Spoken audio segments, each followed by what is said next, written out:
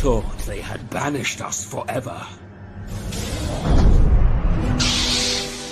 But now... finally...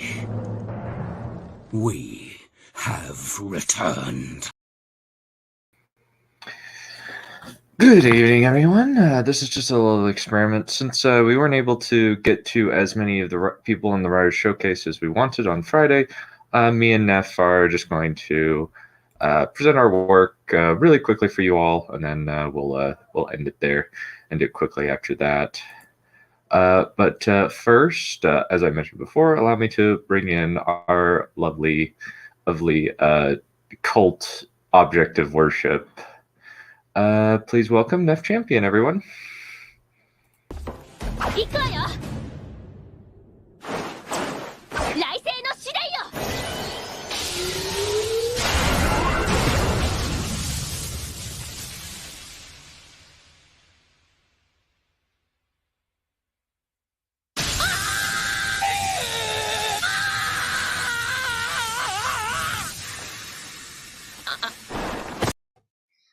Hello, everyone!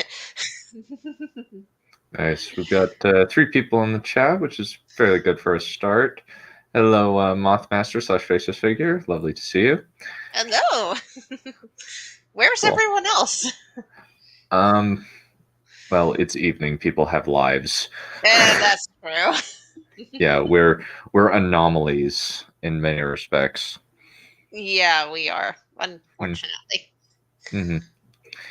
Yes, but a very cute anomaly. Make all the boy anomalies go, wah. Yeah, maybe. Yeah. Well, I know for a fact that you're cute. I don't know about me, though. I apparently look like Stannis Baratheon from Game of Thrones, which is baby Stannis. It gets me swords, but I don't know how far I get in the looks department.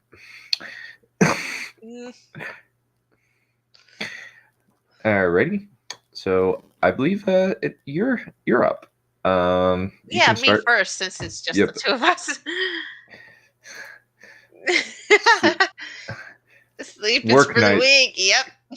Night shift kills that opinion. Kind of. Okay, so I will, of course, be reading Foxes and Demon Slayers, since that's what I've been reading so far, and I've changed my avatar to reflect that. So, this is Chapter 4, Preparations and Boss Fights. I'm not going to be reading the entire chapter, obviously. So take as much time as you want. We take as much time as you want. Oh, that means I can read the entire chapter if I want to. Nah, I don't think so. Okay, so December 4th, Tolvana, Sleepy Time Inn. It's been a month, and we are still on the first floor, Diavel said to the small crowd of beta testers that had gathered in his bedroom on the top floor of the Sleepy Time Inn. The room wasn't the largest bedroom he'd ever seen. It had a single bed, what had to be the smallest nightstand ever, a small chest at the foot of the bed, and a large table that most of his friends and acquaintances from the beta test were sitting at. There's not much we can do about that, Delicate, Argo said, a frown marring her usually plain face.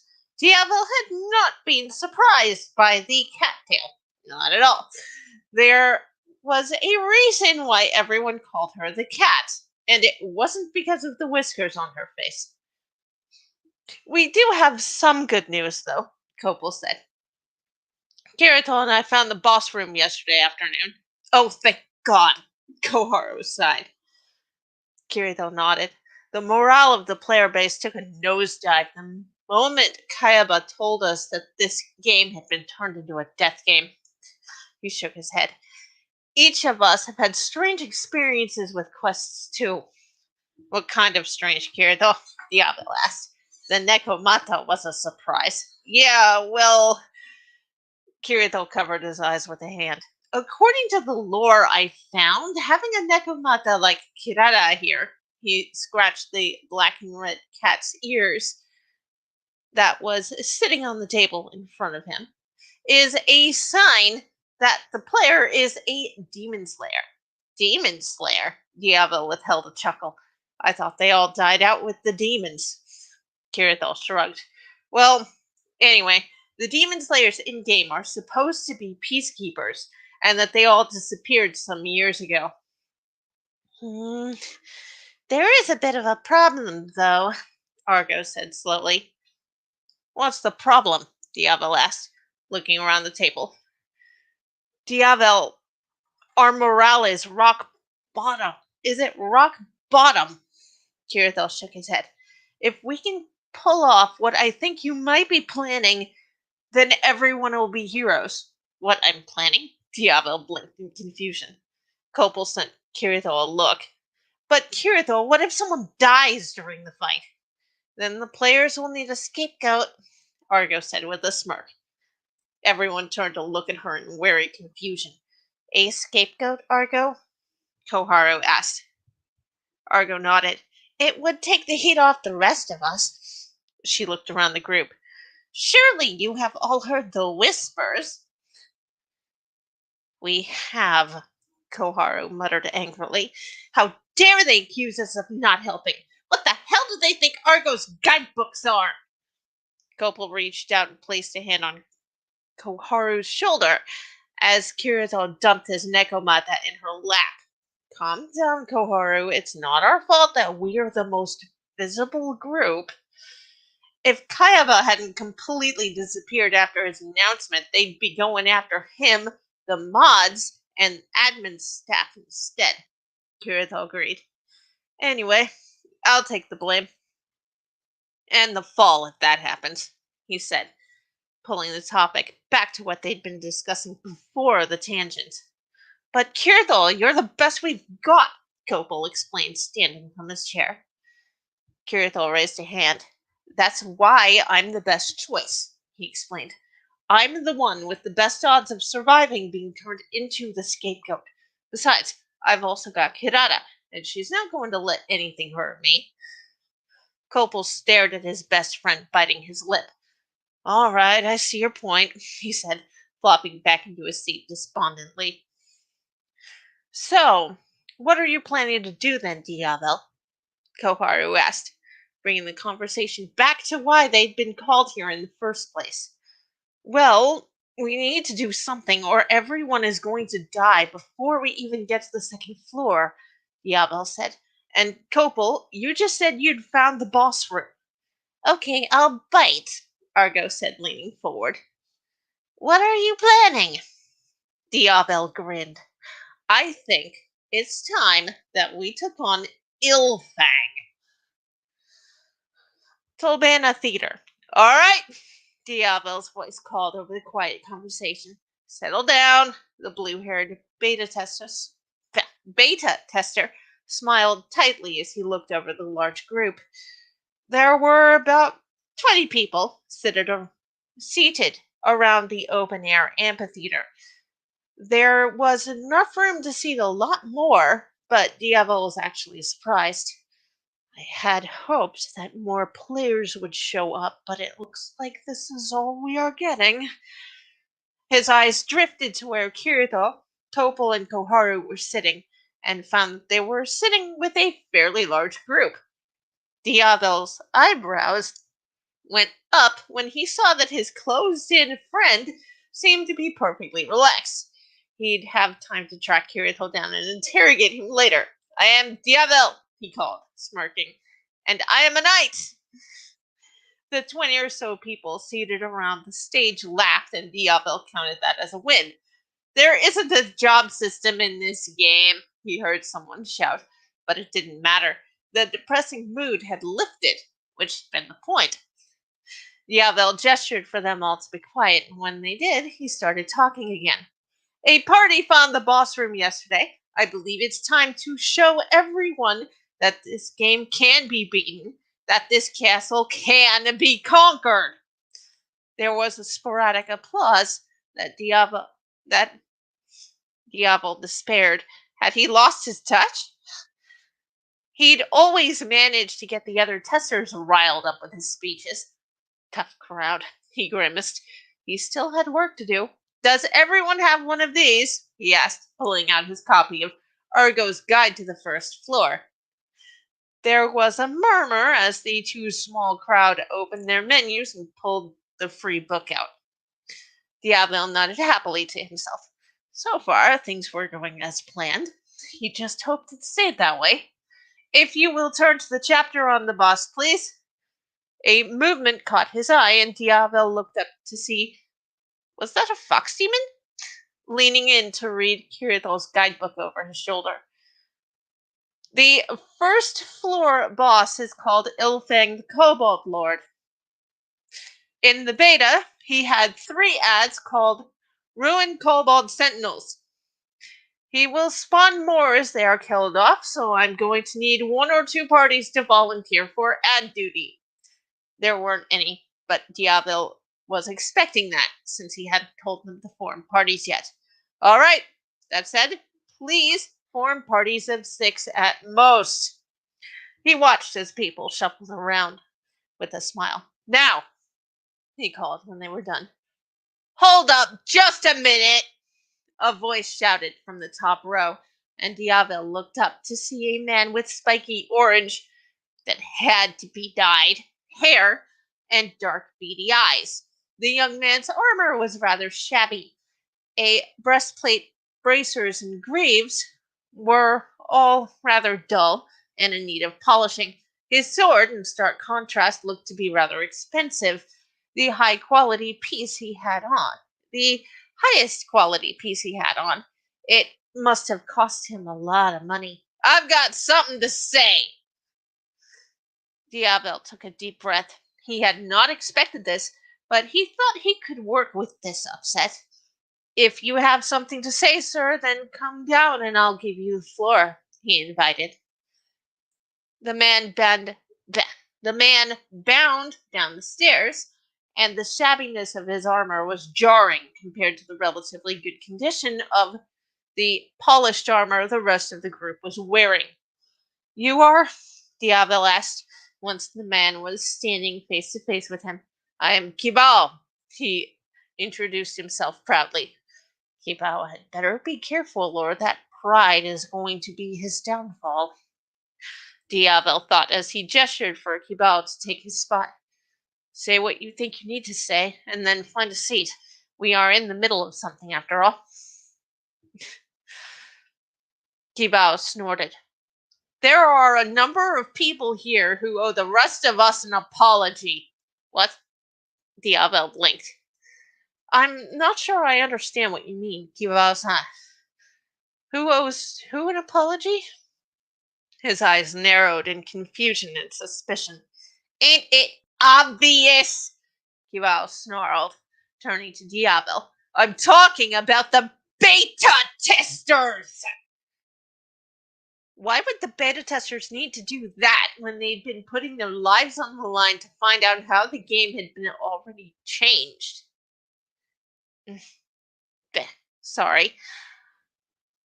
Why would the beta testers need to do that when they had already been putting their lives on the line to find out how the game had already changed? But who do we... They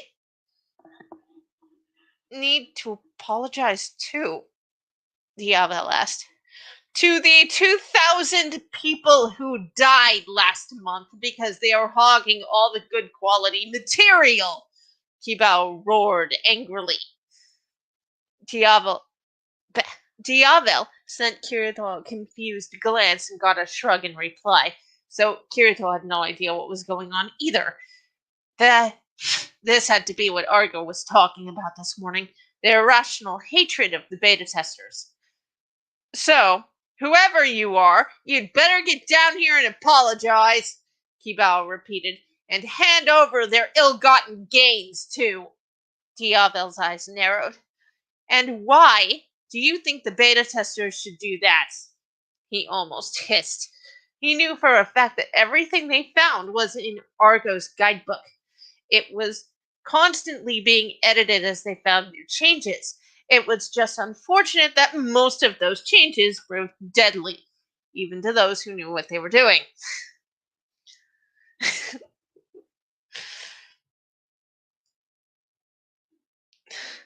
Because they abandoned 9,000 folks who didn't know how to play. Kibao's snarl deepened. They monopolized all the good hunting spots and all the good quests. I know there has to be more than one or two in this crowd. Because of them, 2,000 players are dead. You mind if I take this, Diavasa? A new voice asked, and everybody's attention turned to one of the players in the front row. A big man with dark skin sat there with his hand partly raised. You may have the floor. Kibao paused, looking to the man hopefully. The name's Agil, the man said as he stood up, and wow, was Agil tall. Agil must be at least 6 feet tall, Diavel thought, as he stepped to one side, allowing Agil to have the floor. He made a note to never be on Agil's bad side. The man looked like he could easily kill him, especially if they weren't in a safe zone. So, according to you, Agil stared down at Kibao with hard eyes. You say that a lot of new players died, and for that the beta testers should give up their hard-earned equipment and maybe even empty their wallets. Do I have that right? Yes? Kibao asked, and for a moment he seemed speechless. Then he got his nerve back. All I'm saying is that those 2,000 wouldn't be dead if they'd stayed to teach the rest of us how to play. If those sodding assholes had shared their knowledge and loot, we'd have several times the folks here. The ones we lost were the best from other MMOs. We might even be on the second or third floor by now, if not for them. Agil's eyes narrowed dangerously. Do you have one of these? He asked, holding up his copy of Argo's guide. I do, Kibao replied, crossing his arms over his chest. What of it? The beta testers got together and put together this book, Agil said.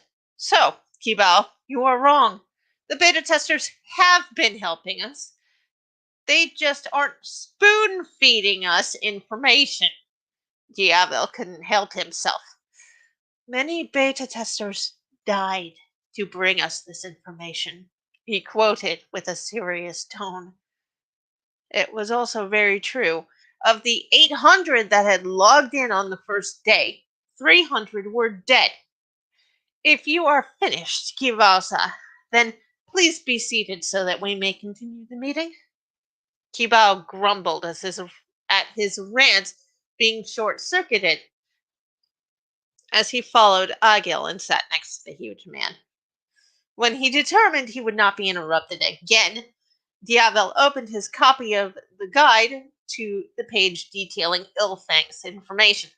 Now, the monster we will be facing in that room is called Ilfang the Kobold Lord, and according to the information we have from the beta test, he is going to use a buckler and one-handed axe combination for his first stage.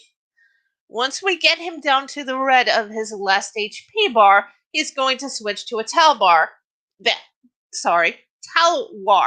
which is a curved sword. This means that his pattern will change, and we need to stay back out of range while we learn them, Diavel said, making a note to pull Kirito aside to find out what the hell the addendum boss has changed majorly meant. Meeting is now adjourned. Please take this time to get to know your new teammates. With that, most of the people got to their feet and left the amphitheater, all except for the rather large group that Kirito seemed to be part of. Diavel waited until everyone else was gone to climb the steps. Hey, what's this note here? He asked. The one about the boss? Kirito asked, as Argo melted out of the shadows. Yes, that one, Diavel agreed, as Argo passed him a new version of the guide. I wish you would have waited for me to get this out before having this meeting, Argo grumbled. Diavel blinked, flipping to Ilfing's page. Katana class? He looked at Kirito. What does this even mean? It means that the NPCs seem to be treating me differently than they treat the other beta testers, Kirito said. Her exact words were that Ilfing had discarded his Telwar and had a katana brought to him.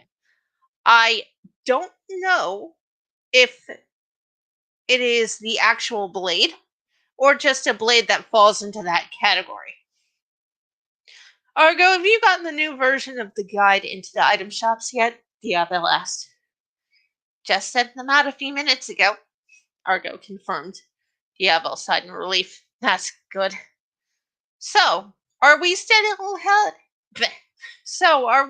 heading out in a few hours, or are we putting off the raid so that everyone can catch up? Koharu asked. I think I'll hold off on the raid until tomorrow, Diavel replied thoughtfully. So who are these people that they managed to get our loner to be social? He asked with a grin, dodging Kirito's swipe.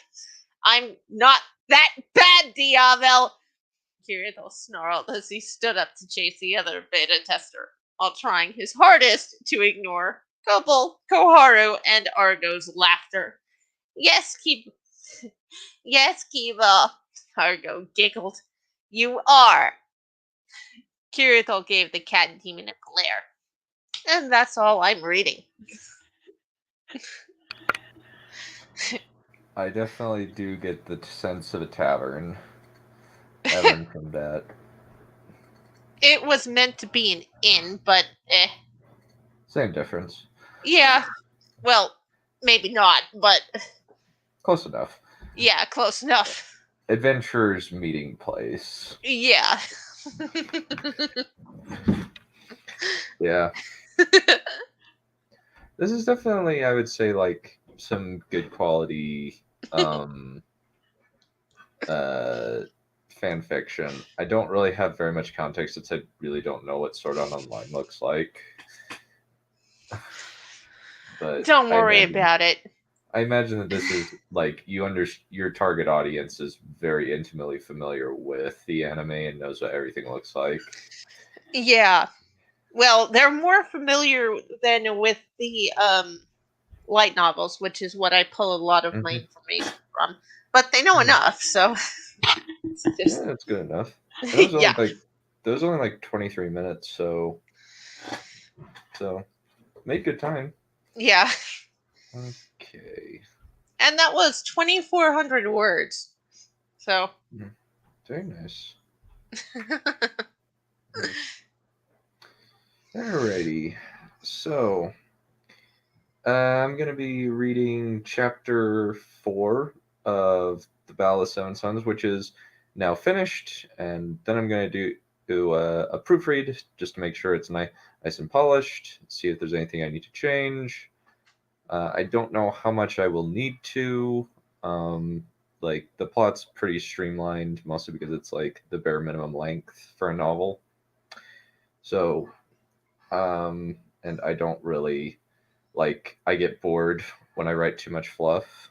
So yeah, I understand. It's like that for me too. I mean, I like fluff, and I like where there's nice, warm, fuzzy feelings, but I can't write that for an entire novel. Yeah. Or even keeping it I guess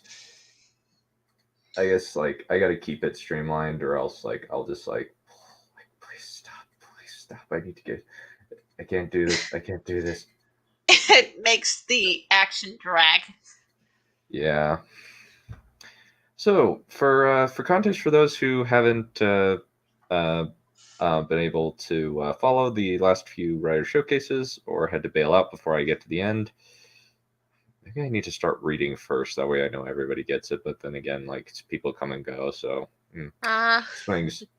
What you gain on the swings, you lose on the roundabouts. So, Mm-hmm.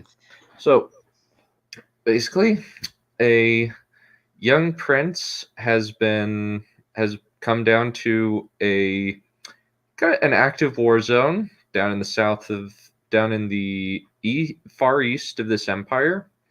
They're currently dealing with an insurrection that is, they've been able to entrench themselves in the forest, and they don't really know how else to get them out other than by splitting their army and taunting them to come out and fight them by sending out a small army that they think that they might be able to beat. The enemy might be able to beat, and then having their reinforcements come and fight them. Either have reinforcements come in to fight them, or find an area of land that suits their battle tactics best and nullifies the enemy numbers. Ah. So that's the current plan that they have. So, and they're being led by Hera, who I haven't thought of. She hasn't received a moniker yet, by virtue of the fact that she's not dead yet. So, Aemond Darkfire, partially because she's been pretty good in battle, but she hasn't done anything significant yet. So she's not quite like Megara the Conqueror or Aborn the Dissenter or Mariah the Shade quite yet, in terms of that level of fame. And then there's Narcissus, who's semi-useless at this point in time, even though he has a relatively vicious dragon with him as his partner. Mostly because he acts full of himself because he thinks that's how a king acts, but he really just comes off as annoying to everybody because he's pathetic, and Hera has already firmly put him in his place in a duel where she actually confiscated his sword and said, "No, unless you do what I tell you, you're not getting your sword back." It's like, fine. Yeah. And hopefully it sticks, but yeah, hopefully. Yeah. Alrighty. So chapter 4, preparations for war. Hello. Welcome for the first time, I think. The morning of the march began with a downpour of rain, turning the ground outside the city to mud and causing the army's progress to be drastically slowed. Sighing, Narcissus patted Meraxia's neck, then started scratching the red and black creature's soft spots as he watched the orc, human, and elven army march out of the city. The dragon eyed the rain and with a growl and shook herself. "Too much rain," he growled, shaking herself in irritation. "I thought it was supposed to be warm down here. Last time I came down, it was so beautifully hot." "Most of the time it is." Narcissus adjusted the parasol he'd bought out for when he stood still on the dragon's neck. He loathed the rain. It got everywhere and made him cold. Even back home, he preferred to stay indoors when it began to rain. Thankfully, rain was not very frequent up north. Unfortunately, it was very, very common down here, especially this time of year. Grimacing, he watched as Hera rode through the rain, not even wearing a damn hood. She seemed to enjoy the rain for some unknown bloody reason. And she was wearing his sword. Automatically, the anger surged inside him. Then he reminded himself that he had brought that on himself, and honestly, she had given him a better deal than he deserved. Absently, he touched the hilt of Silver Queen and grimaced slightly. It wasn't dark fire, but it was a special weapon. Mariel Dragonsbane had used it to kill Mariah the Shade, after all. Another thing that stoked his annoyance was that damned impertinent orc striding behind her like a shadow. He was her bodyguard. But that didn't mean that Narcissus had forgotten the insult the creature had given him last time. She does well with the soldiers, Meraxia remarked, nodding her reptilian head toward Hera. Narcissus pulled out an apple from his pack and began munching on it. That was a nice thing about this place. The amount of fresh fruit was extremely plentiful. He munched it down, then followed by grabbing one of the oranges. Delicately, he drew a dagger and started peeling it. Why aren't all fruits the same? He asked as he pulled away the skin and popped a slice into his mouth. Apples. None of those make sense. I could bite out of them, skin and all. But an orange or banana, those you need to peel off some disgusting inedible husks in order to get the delicious bits in the middle.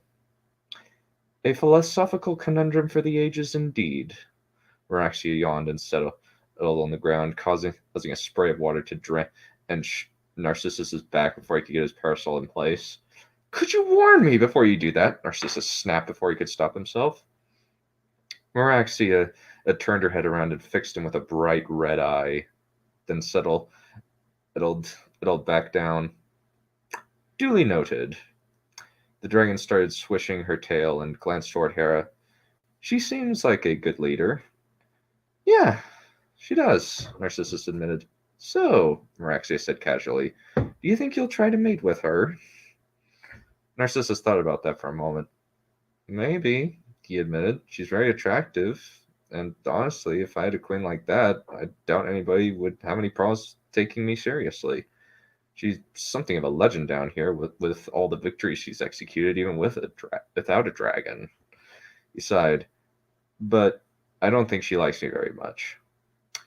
Why do you think that is? Meraxia asked, tapping her claws against the stones. I don't know, he shrugged. Rumbling with laughter, Meraxia glanced back at Narcissus and grinned. Really? She asked pointedly. You sure you don't know? Narcissus closed his mouth stubbornly. Meraxia rolled her eyes and shook herself. Suit yourself, she grumbled. Okay, fine, Narcissus admitted. I haven't been terribly personable. Yeah, you've been pissing everyone off more than usual. Meraxia curled her tail around the balcony. And as an expert in pissing people off intentionally, you need to figure out how to do it to less people, if only to function in all this. I've got you, and you're the only friend I need. Narcissus reached down and scratched her soaked neck with his metal gauntleted fingers. She purred low in her chest and preened slightly.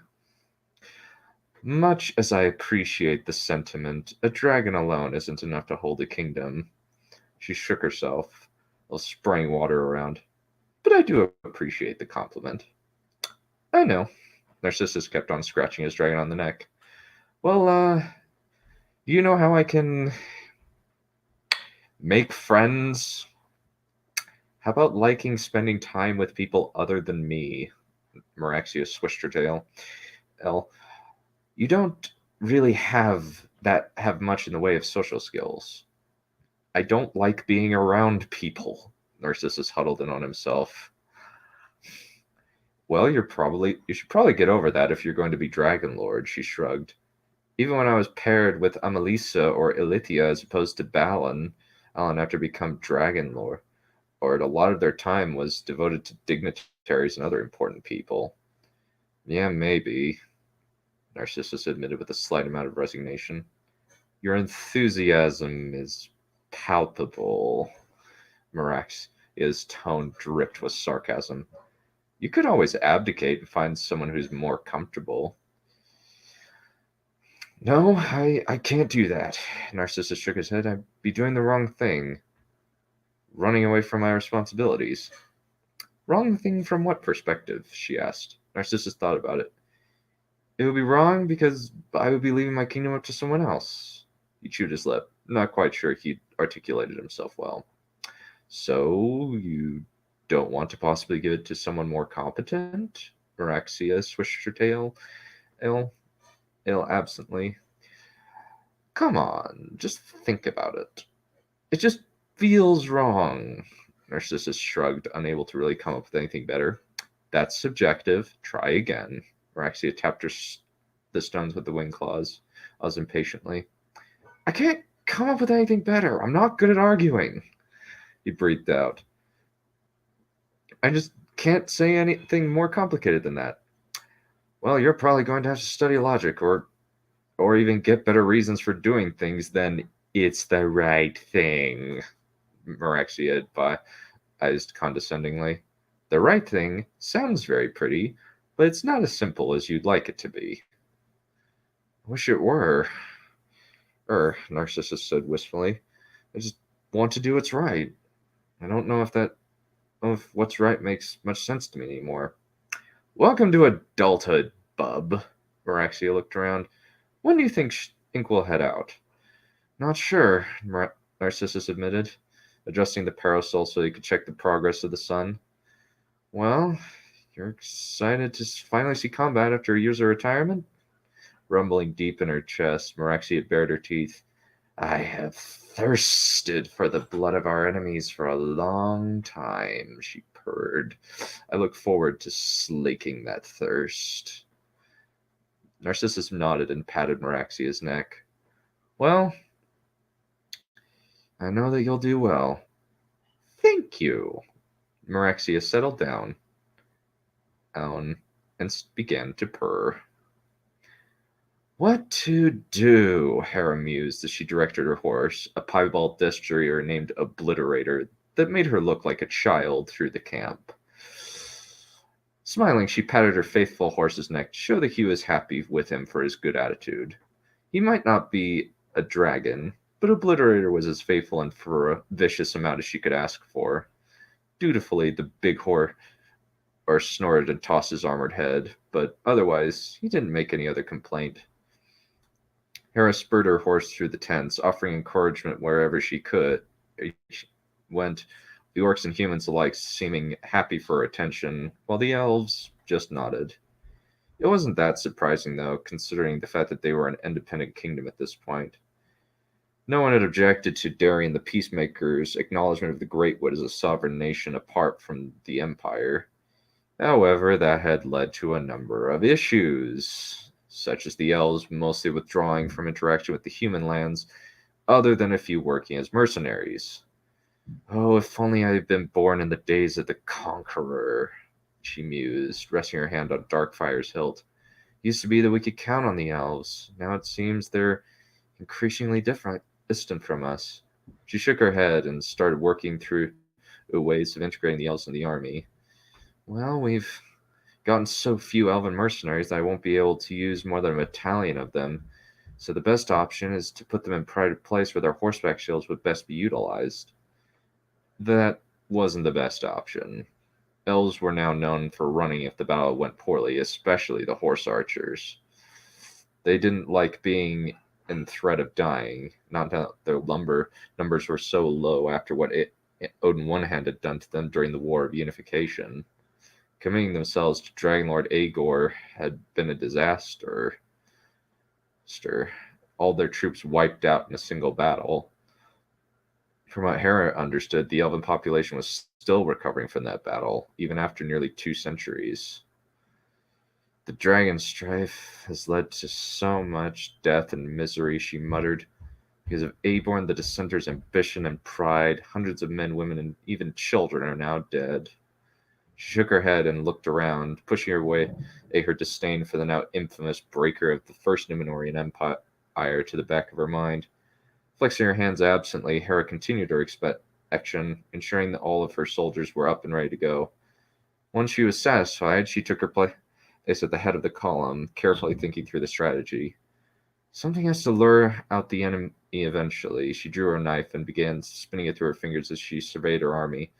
It was smaller than she was used to, 10 legions consisting of 3,000 men and women, with another 4/5 of 5,000 orcs each. But her advantage lay in the fact that most of them were mounted. In total, a grand army of 50,000, with the core being formed from the sons of the dragon. With that, she would be able to outrun whatever enemy came at her. The downside was if she encountered either a large force of enemy prepared heavy infantry with pikes, or mammoths, she thought morbidly. They had only a few trained horses around the animals.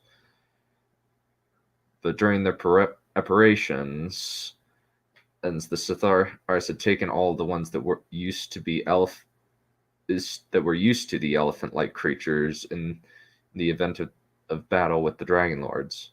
Grimacing, Hera wished they had more than 50 of the beasts. During the last census, they'd counted nearly 200 elephants and 10,000 trained Sithars horses. All but 1,000 of the horses and a quarter of the elephants had been taken away when the Sithars had fled into the forest. How were they so well prepared, she wondered. This just doesn't make sense at all to me. They had to have someone either bankrolling them or they were preparing for this for years. So many unknown variables in all this, so many hidden things, all of which seemed to obscure what was going on with this whole war.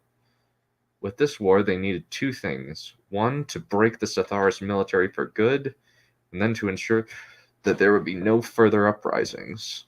Likely that would involve fortifying all of the forests so that nobody could use them. Only orcs and maybe a few elves. Giving them such an offer would likely make them more likely to support military ventures in the future. Likely they would take it. Inhabiting all the forests was something of a sacred duty to the elves. When they'd started building the walls encircling the fortress, several of the elves had deserted to go elsewhere. Hopefully, once they got the enemy out, they could redress some of the breaks that had happened. The sound of flapping wings drew her attention toward the walls as Meraxia took off red scales contrary with the black membranes between her wing bones and long spikes. Please be in the right direction. Hera rubbed the bridge in her nose. Ergast, her ever-present shadow, grimaced up at the dragon flying over their heads. Bloody unworthy bastard, he spat. Honestly, he's more of an overeager puppy than the obnoxious swine I assumed he was, she said, absently fiddling with Obliterator's reins. Still bloody unworthy. Ergast's grimace deepened. Not worthy of Megara's blood, let alone Aemon's. Why that order? Hera asked, mostly to make conversation. Aemon didn't give you as much land as Megara did. Ergast fingered the hilt of the enormous T-bar sword on his back. Megara might have given us glory beyond anything we'd ever experienced, but Aemon was the demon slayer. He gave us the deep mines after living in fear for centuries. He ensured that we would be able to live amongst humans without fear of being killed by them. He gave us our ancestral lands. Ergast took a look at the horizon. Megara was a mighty warrior, and the bonds she forged during our campaign have benefited my people a great deal, but she was continuing what her father started. Hera nodded slowly. What is the position that you hold, Megara? And she asked. Aemon seems to be a point of near worship for you. Not worship. Respect, Ergast said. The pact that Zorg made with Aemon means that we are the same blood as you, and we will fight for you because of the many services you have done for us. But you don't like dragons. You've made that clear. Hera leaned forward in her saddle. I don't like what is done to my people, he said quietly. Because we have dragons on our side in nearly every battle. My people have not had a true challenge in many decades other than the ones we have been fighting here in a perpetual civil war. Or with the Sithars. Over in Numenor we have contests, but we aren't making war with the elves anymore like our ancestors did. The dwarves either, due to the peace with them. The big orc pursed his lips. We have fought against each other with the dragon wars, but no longer, he growled. The world has gotten so small these days, and now we don't have any challengers worthy of our steel. Hera pursed her lips, then nodded. I can see that, she agreed. What do you want? Ergast thought for a moment and unslung his sword. My grandfather told me about the battles against Parthia and Satharis when I was a cub, he said, looking down at the shimmering blade. And then I fought in the battles between Abor's and the White Hand. I miss the glory of a battle against a worthy opponent. I've been fighting in Satharis for most of my life. First for Darian the Peacemaker with my mother, and now for you and your father. Wish I could give you more of a challenge, she said. Urgas rested his sword against his shoulder, then pressed his fist to his shoulder in a gesture of respect. I've been able to test my mettle with you as my commander, than I have been, more so than I have been in a long time. Because of that, I will be thankful that I have been able to fight like I have. And I am very appreciative of your skills fighting this war. Hera smiled and patted the big orc's shoulder. She barely had to bend at all to reach him. Hopefully you'll be able to take down some Mammoks. Undoubtedly. Urgas' eyes were filled with eagerness at the mention of slaying such an enormous beast. Get them moving, she remarked. We need to get this supply march now. To start the supply march now. And that's the end of chapter 4. I like that. That's it's let's see. Right, it's captivating. That's what it is. What are like some specifics that you found captivating per se? Hera's interactions with her bodyguard and Narcissus with Meraxia. What were the things that you liked? Just the fact that like they're like they seem just natural and work well, or the way they play off each other. Yeah, they're definitely two different ones where it's kind of like Meraxia is the big sister trying to tell her brother her little brother, that's subjective, try again. Yeah. Definitely.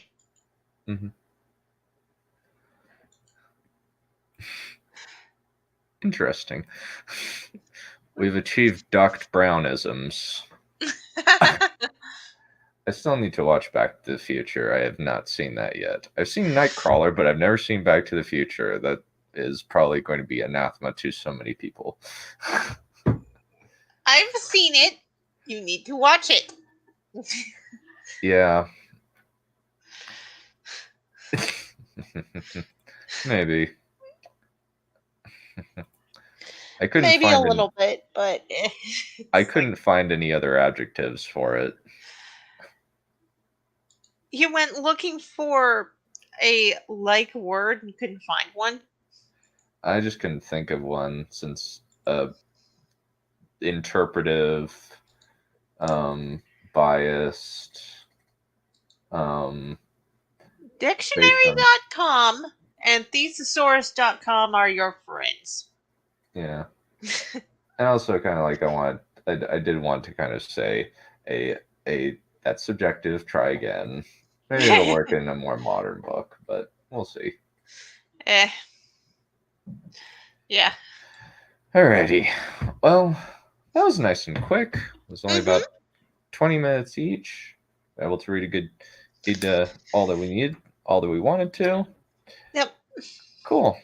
Well, I think we will call it good there. We will come back on Thursday for the Snyder Cut discussion. Oh, thank God I don't have to be there for that. No, don't worry. There are other people who have watched that weird cinematic abomination. Like 4 hours of Zack Snyderisms all over the stream. I've read what you said about that, about it making more sense, but it dragging. Yeah, it is basically like it's kind of the thing that well, there is one thing that doesn't make sense. It's basically like Darkseid apparently kind of forgot about the fact that he had been to Earth already and that he left the anti-life equation there somehow. I don't get it. That doesn't make any sense to me. That's the that is kind of something that just screws the movie over completely. It's just oh gosh, And then Zach. having to do multiple origin stories instead of Yeah, not. It's yeah, just, if you want to use the characters in a crossover movie, then you should yeah, have already set up their origin stories and had those movies first. yeah. But instead we have a long, bloated 4-hour movie that is extremely desaturated and exhausting to watch. Yeah, I'm glad I'm not into DC I'm at all. Oh, I'm not into it either. I'm not into it either. There are only like the only people who like the DCEU are a weird group of cultists who seem to love Zack Snyder for some reason. Even though he's kind of incompetent. Like he's a really he's kind of a hack and just mostly just steals his ideas from other better storytellers. Like this is totally like his Infinity War, but it's crap. Yeah. Yeah. It's supposed to be more like It's supposed to be like Avengers, but you skipped a few steps, Mr. Snyder. Go Oh back and do it yeah. again. Yep. Well, we'll call it good there. Adios. Night, Bye. guys.